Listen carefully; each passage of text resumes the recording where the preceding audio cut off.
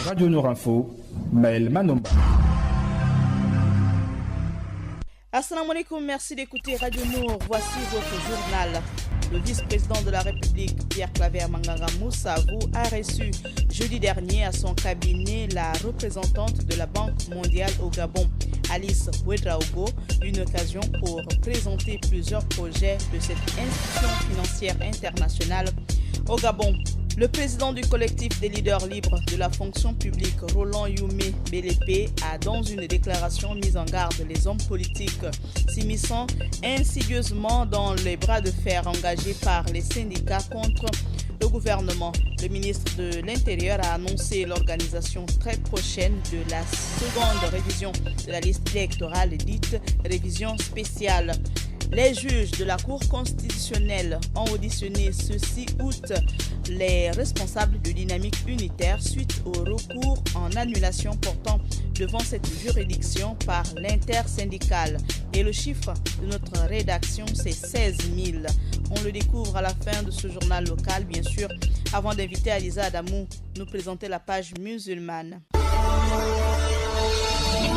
Alice Ouedraogo a présenté ses civilités à son hôte gabonais. Elle a profité de cette occasion pour présenter plusieurs projets de cette institution financière internationale dans notre pays, lesquels concernent plusieurs secteurs dont le pétrole, les technologies de l'information et de la communication avec l'installation de la fibre optique qui passe par le Congo jusqu'en Guinée équatoriale, la santé avec le développement d'une plateforme médicale, l'environnement avec 2 projets. Réagissant à la déclinaison des différents projets, le vice-président de la République a reconnu que cette assistance est un appui considérable de la Banque mondiale.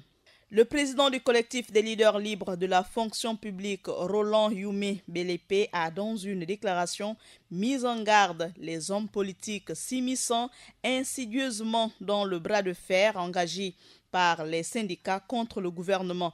Je cite: tout en reconnaissant la pertinence de notre combat qui vise essentiellement à l'amélioration des conditions et de travail des agents de l'État, nous, fonctionnaires gabonais, interpellons les leaders politiques à ne guère s'immiscer dans le dit combat qui engage l'État et ses employés, a fermement averti Roland Youmé Belépé. Le collectif des leaders libres de la fonction publique s'oppose à la confusion du genre. Il ne veut pas que leur lutte, il ne faut pas que notre lutte soit récupérée par les politiciens en mal de popularité.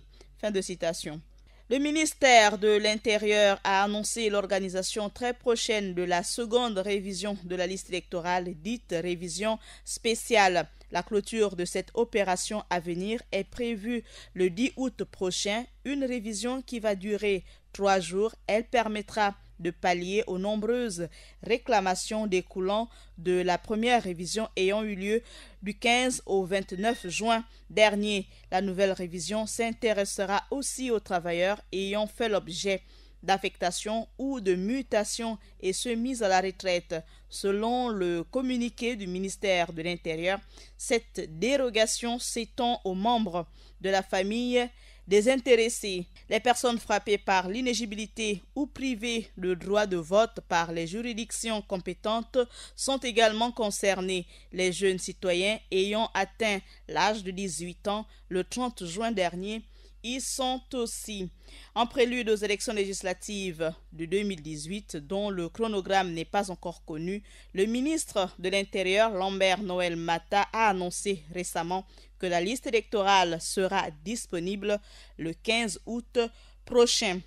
Les juges de la Cour constitutionnelle ont auditionné ce 6 août les responsables de Dynamique Unitaire suite au recours en annulation porté devant cette juridiction par l'intersyndicale. Dynamique Unitaire sollicite en effet l'annulation de l'ordonnance 16/PR 2018 du 23 février 2018 portant modification, suppression et complétant certaines dispositions de la loi 1/2005 du 4 février 2005 portant statut général de la fonction publique.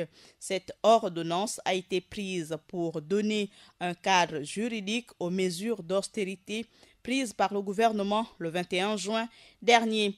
Après les responsables de Dynamique Unitaire, le tour viendra au gouvernement d'être auditionné sur l'objet du recours de la Confédération syndicale afin de permettre à la Cour constitutionnelle de statuer sur la question. Et voici le chiffre de notre rédaction, 16 000, c'est un effectif.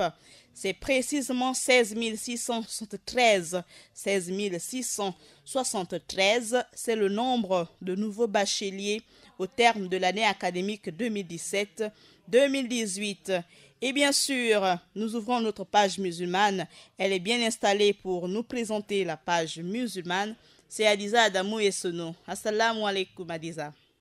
Wa alaikum salam Maël. On parlera dans cette page musulmane de El Hadj Mamadou Ignace Bekale, considéré comme le premier imam du Gabon. Et ensuite, nous parlerons de l'expansion de l'islam au Gabon. Et enfin, dans cette page musulmane, nous parlerons de ces mosquées mobiles au Japon. Ouvrons cette page musulmane au Gabon avec Ignace Bekale, considéré comme le premier imam et la première mosquée du Gabon. C'est vers 1926 qu'un membre de la jeune élite intellectuelle engagée dans la lutte contre la domination coloniale se convertit. Plus tard, il fera un voyage à la Mecque pour devenir El Hadj Mamadou Ignace Bekale. L'histoire se souviendra de lui comme celui qui va céder une de ses terres pour la construction de la mosquée centrale, derrière laquelle il est d'ailleurs enterré. L'administration coloniale va recevoir d'une famille originaire de Batavia une parcelle pour ériger en 1931 la première mosquée de Libreville. Mais la première mosquée construite par les convertis gabonais eux-mêmes est celle du village de Douméa sur la route de Ntoum. Sous la roulette de El Hadj Darimbaye, les Tidjanias et les Mourides sunnistes choisissent El Hadj Mamadou Bekale comme premier imam du Gabon. Également, les premières écoles coraniques du Gabon voient le jour en 1932 et en 1936, dont la plus célèbre est celle de Adama Diarra, qui est d'abord située à Batavia, puis à Nombakele. L'actualité dans le monde musulman, c'est une fois de plus au Gabon avec l'origine de l'islam. L'islam est considéré comme une religion nouvelle au Gabon, mais elle est certainement la plus pratiquée après le christianisme, notamment par la forte communauté ouest-africaine vivant dans ce pays depuis plus d'un siècle. L'arrivée des Haoussa OEM est l'un des départs de l'expansion de l'islam. Ce peuple, au fond, mélangé dans sa migration au Fulbe, s'installe dans un espace qui lui est gracieusement accordé par le chef du village Mendung, M.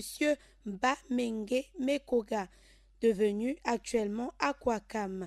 Et c'est dans cet espace situé entre Mendung, Metui et Meka que les premières sourates vont s'élever dans la province du Wollentem.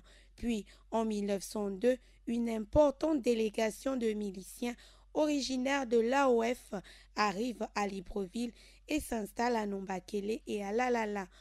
Entre-temps, Ndjolé, qui était la prison coloniale de la France au Gabon, avait déjà accueilli le résistant guinéen Samori Touré et après lui, Cheikh Amadou Bamba.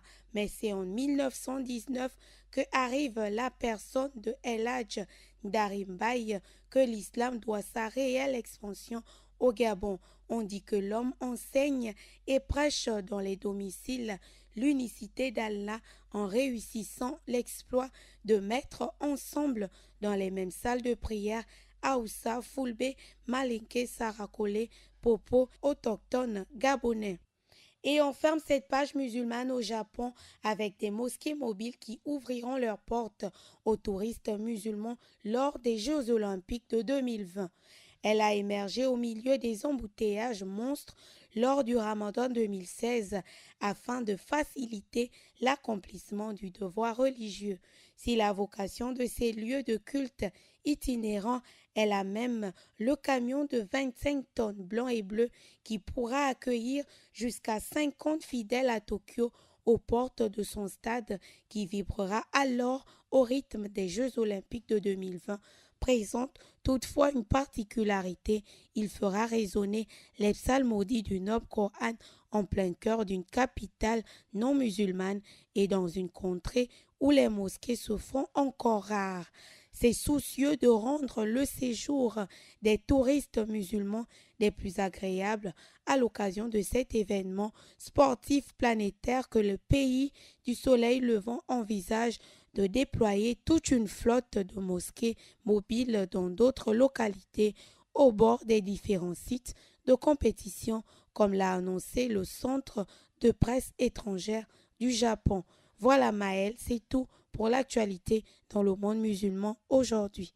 Merci Adiza Adamou pour cette page musulmane. Merci Axel Koumba pour la mise en onde. Avec l'information sur Radio Nour, c'est à 16h, 20h, 23h et à 8h. Assalamu alaikum.